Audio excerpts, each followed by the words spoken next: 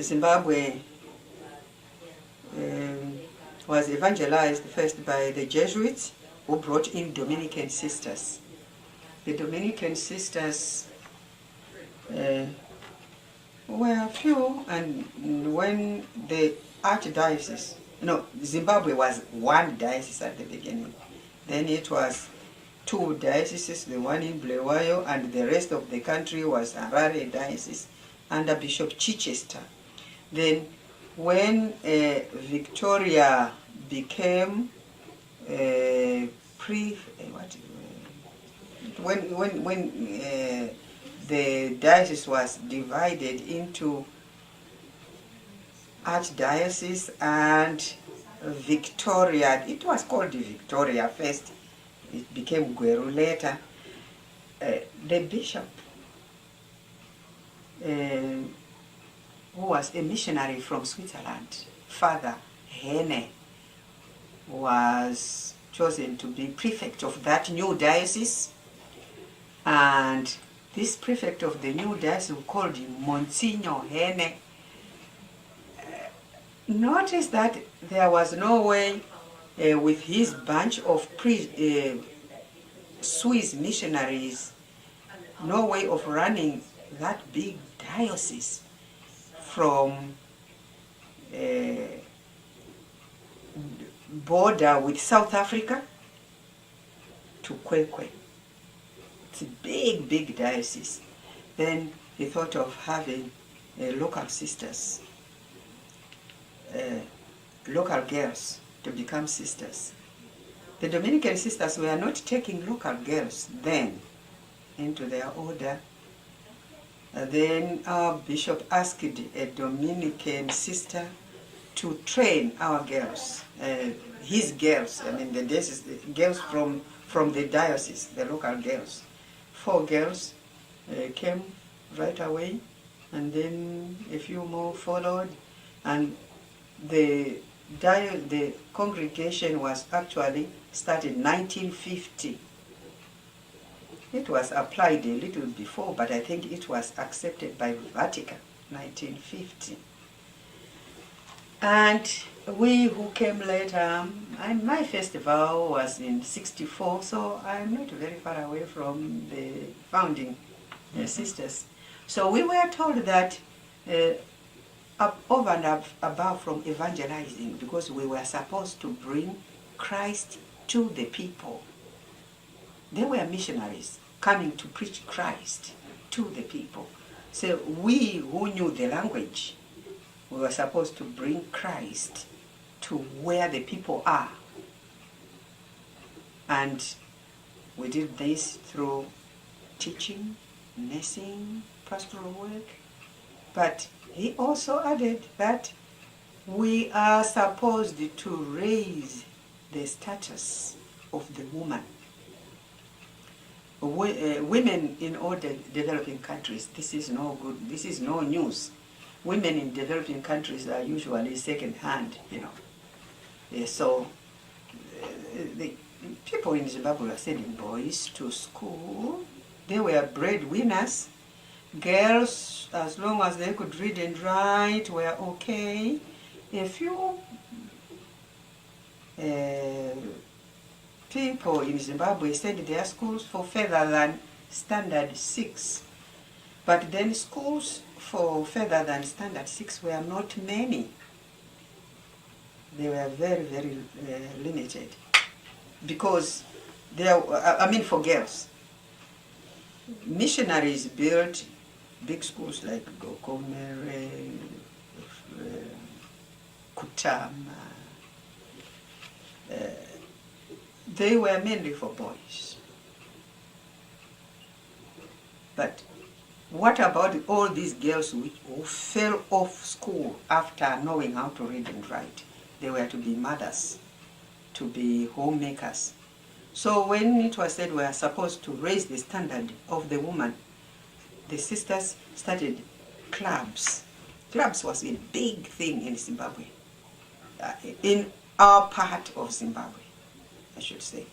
Our part of that means in Gweru diocese. Every nun, irrespective of what she was doing, whether she was a teacher, a nurse, or cooking. We had a club to help the women how to knit and cook and sew and raise a vegetable garden, raise chicken, you know, every African has a chicken, but you know, have them, you know, we were trying to teach them to prepare a balanced diet. So we did that for years. Cooking and raising chicken and raising garden, yeah, but sewing and knitting became a big thing. Sewing, embroidery work became even a much bigger thing because the women in Zimbabwe taught, those who came for clubs, taught their girls in the evening. After coming from school, they would be taught how to knit also, to knit, crochet, and sew. Then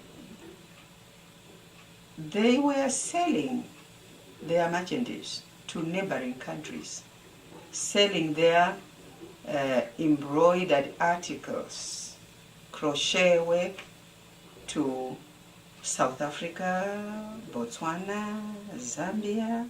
They were crossing the border to sell their goods and brought in money or brought in some goods which they needed.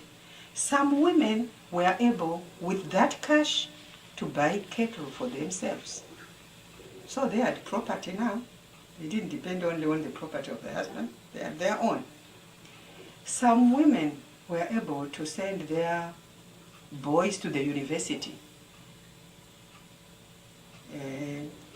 And some women were buying, bringing from neighboring countries or buying in our own country window frames, door frames. But they brought them more from neighboring countries because they would sell their crochet work, their goods, and then sometimes they got them in exchange. They got these door frames and window frames in exchange. So they would come, build their own flats instead of just one round, a round hut with thatched in grass. They would also have their own flat with proper doors, proper window frame, proper windows. So the standard of living was raised through this woman, through the clubs. And they did that. But what really helped people most was during the time of economic hardships, because these women had little factories in homes, because they were teaching their children to knit, not only now to for pleasure or what it had to be, because they needed to go across the border to sell the goods and buy food. So they would go across the border to buy food and bring in rice, cooking oil, as well as other stuff. That was to raise the status of the woman. Now, that time is past now, because every Zimbabwean would like all her children educated. It's no more sending to school boys, it's sending all the children to school. But the facilities that were built then, even by missionaries, were mainly made for boys, because boys were sent to school. Now, when all were being sent to school, the facilities built on those other older schools to accommodate girls are not sufficient. And to bridge the gap, that's when For example, we concentrated on girls at Regina Monde. It was kind of breaching the gap